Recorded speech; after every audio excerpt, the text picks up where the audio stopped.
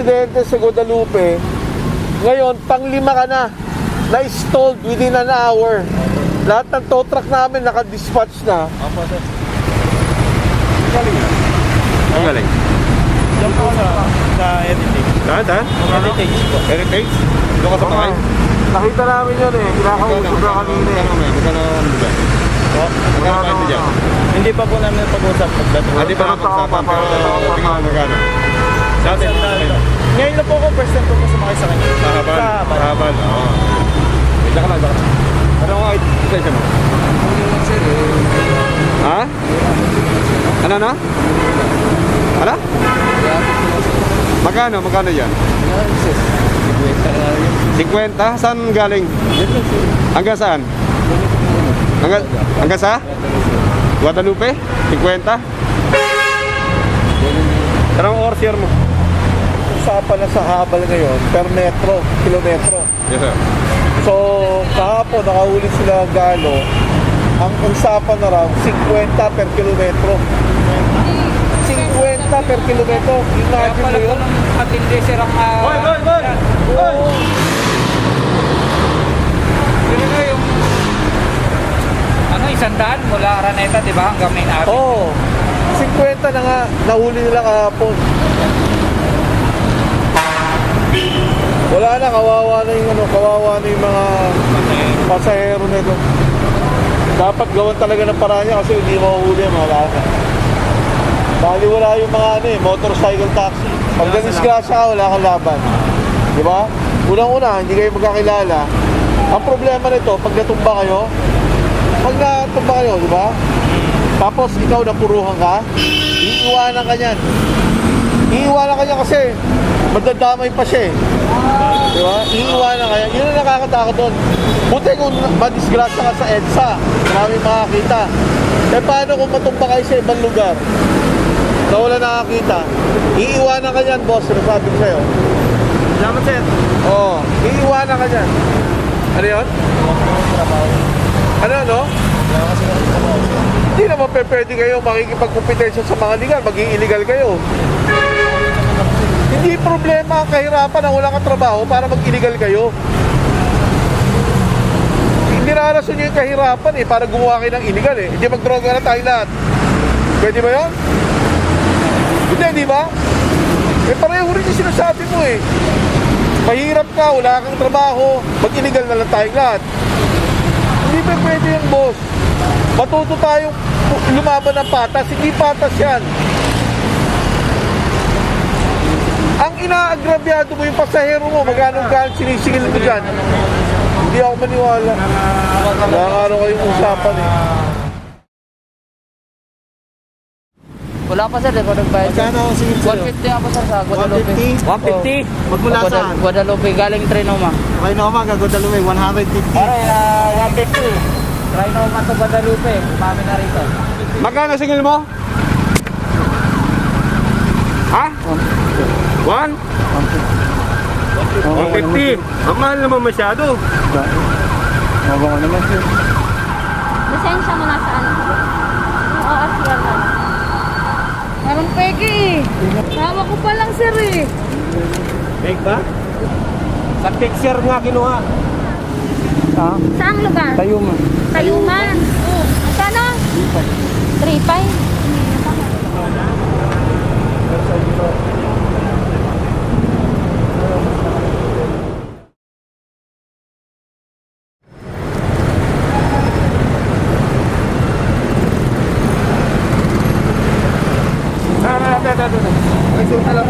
Yan muna, mga siya.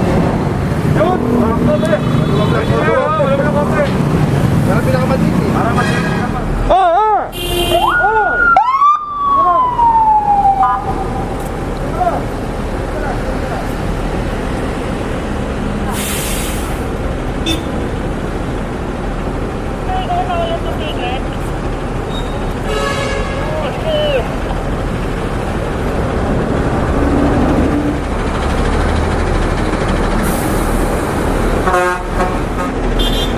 Walang babaan dito. Walang babaan. Babaan doon. Nakakapagin, ha? Ang ganda ng loading bay natin, hindi nyo ayusin. Hindi kasi nasa opening. Yung ligatil na nasa loob, wala naman laman eh. Ayaw nyo lang talagang pumasok. Pumasok lang po sana ako sir. Hindi ko ako gusto mag-was. Hi, magandang umaga po sa inyo lahat. So, nandito po ulit kami, no?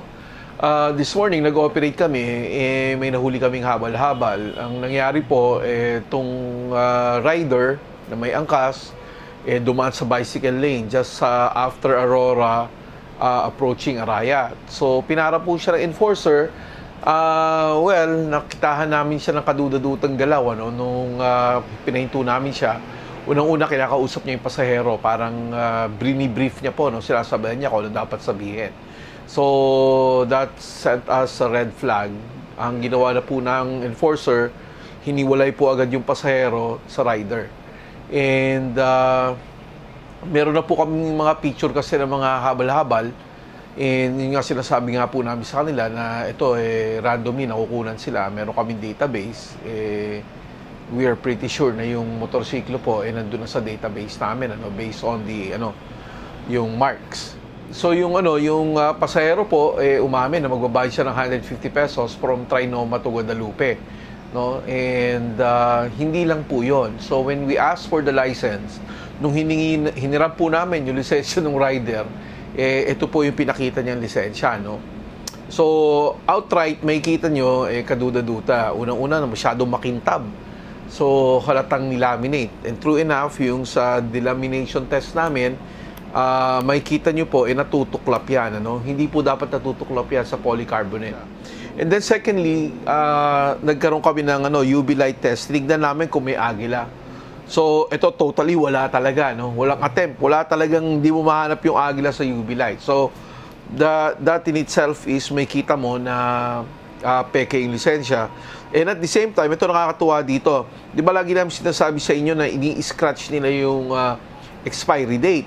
Ang ginawa nila, they tried to put a scratch on it, pero hindi tumugma dun sa sa expiry date mismo, sa baba ng expiry date. Kaya makikita mo, pag ginano mo sa ilaw, nandito yung scratches sa baba. No? So, that's another thing.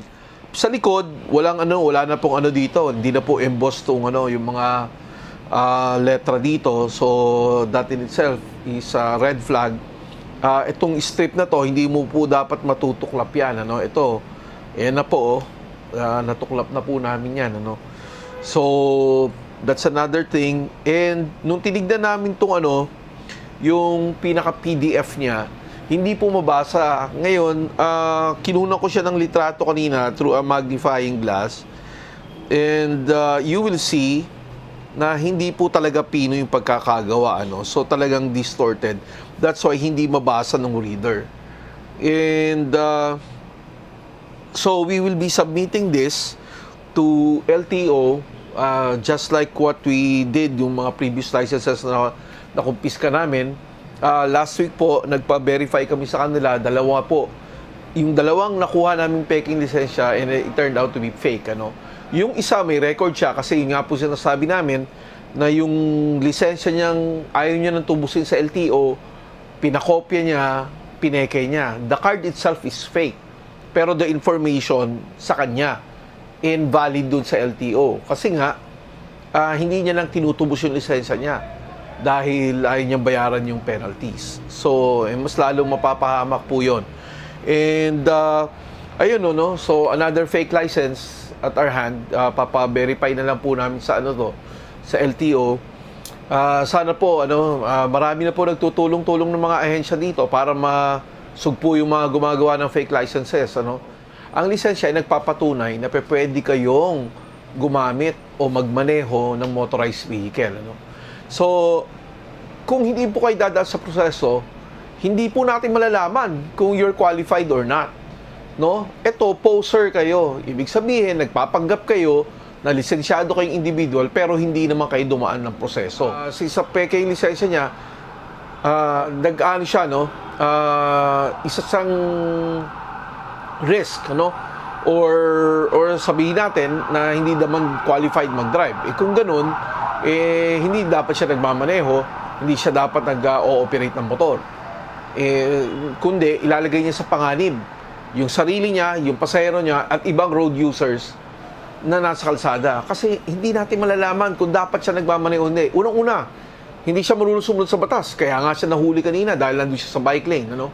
So, ano pa ang hindi niya alam? Hindi natin alam. No? So, yan, kung pa-weave in, weave out siya dyan, pa-X siya sa kalsada, it's just a matter of time, ma-aksidente siya. Kawawa yung pasahero niya. Yung pasahero niya na nagtitiwala sa kanya na pwede siyang ihatid from Trinoma to Guadalupe at a price of 150, hindi pala siya marunong magmotor. O delikado siya magmotor kasi hindi siya dumaan sa tamang proseso. So, yun po ang delikado doon. So, again, sa lahat ng mga nagpapatronize ng habal-habal, tigilan nyo na po yan. Wala po kayong matatanggap dyan. Kapag kayo na aksidente, baka iiwan na lang kayo niyan, bahala kayo sa buhay niyo. Wala naman kayo pagkakakilanlan sa kanya. So, tangkilikin po natin yung legal, yung angkas, yung joyride, yung move it. Huwag po yung mga habal-habal. Akala nyo nakakamura kayo dyan, you're just nilalagay nyo lang po sa panganib ang sarili nyo. So, again, peking lisensya na naman. So, nagtutulong-tulong na po ang iba't ibang ahensya ng pamahalaan para masugpo ang mga gumagawa nitong peking lisensya. At kung kayo, nagpapatronize pa ng ganito para mapadali ang pagkuha nyo ng lisensya, tigilan nyo na po yan. Tigilan nyo na po. Sumunod tayo sa proseso. Tayong lahat ay kailangan dumaan sa proseso. Hindi po tayo pwedeng mag-shortcut. Huwag po kayo maniwala doon. Hindi po dapat tayo nag-shortcut. Wala pong shortcut. Ako na nagsasabi sa inyo, dumaan tayo sa proseso.